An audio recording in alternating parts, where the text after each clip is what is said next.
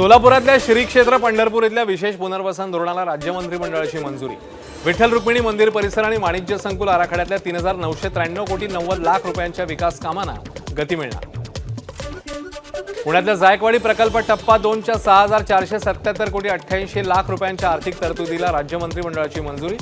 टप्पा 2 मुळे गोदावरी खोऱ्यातील सिंदफणा नदीवरील माजलगाव धरणाच्या कामाला गती मिळेल। बुलढाण्याच्या सिंदखेड राज्यातल्या जिजाऊ स्मारकाकरता 50 कोटींचा निधी। उपमुख्यमंत्री एकनाथ शिंदेंची मोठी घोषणा। नगरविकास विभागाच्या वैशिष्ट्यपूर्ण योजनेतून निधी मंजूर। सरकारी कर्मचाऱ्यांसाठी राज्य सरकारची मोठी घोषणा। सरकारी कर्मचाऱ्यांचा महागाई भत्ता 58 वरून 60% पर्यंत वाढवला। सिंधुदुर्गातल्या शिरोळा वेळानगरमध्ये ताज हॉटेलचा मार्ग मोकळा। IHCL, MTDC आणि स्थानिकांमध्ये त्रिपक्षीय करारावर स्वाक्षरी। पर्यटन आणि रोजगाराला मिळणार चालना। मंत्री नितेश राणेंना विश्वास। रायगडचे पालकमंत्री भरत गोगावलेंचं पळसपे फाट्यावर जंगी स्वागत। आमदार महेंद्र दळवींकडून फेटा आणि तुरा बांधून सत्कार।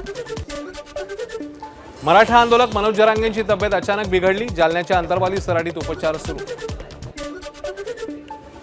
मुंबईत मनसेचे रिक्षा चालकांसाठी मराठी भाषा अभियान। वर्सोव्यात 10,000 रिक्षा चालकांना व्यावहारिक मराठीचे प्रशिक्षण। 6,000हून अधिक चालक शासनमान्य परीक्षेत उत्तीर्ण। नवी दिल्लीत नुकत्याच झालेल्या कॉमनवेल्थ टेबल टेनिस चॅम्पियनशिपमध्ये सुवर्णपदक जिंकलेल्या स्वस्तिका घोषचं मंत्री चंद्रकांत पाटलांकडून कौतुक। पुढील वाटचालीसाठी दिल्या शुभेच्छा। धुळ्यामध्ये SIR प्रक्रियेमध्ये 96,678 मतदारांचा पत्ता नाही। 98% काम पूर्ण झाल्याचा प्रशासनाचा दावा। 40,000 स्थलांतरित, 14,000 मयत आणि 11,000 दुबार मतदार असल्याची माहिती। बाकी मतदारांचा शोध घेण्यासाठी विशेष प्रयत्न सुरू।